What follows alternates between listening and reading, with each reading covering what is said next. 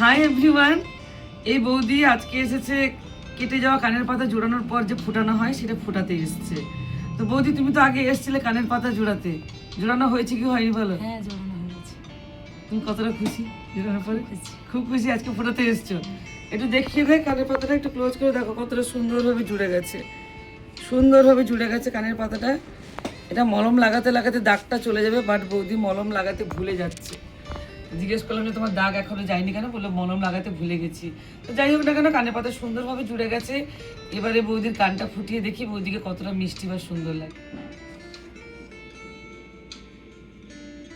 কান ফুটানো হয়ে গেছে বৌদির।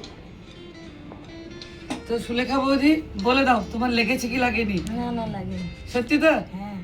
অনেক ভয় পেয়েছিলে, ঠাকুরকে ডাকছিলে যে লাগবে বোধহয়। তুমি খুশি? তাহলে তোমরা যারা যারা চাইছো সুলেখা বৌদির মতো এরকম পেনলেস সিস্টেমে নাক কান ফোটাতে, তারা দেরি না করে চট জলদি কাঁচিতে চলে এসো রাজরঞ্জনীস বিউটি প্লাসে।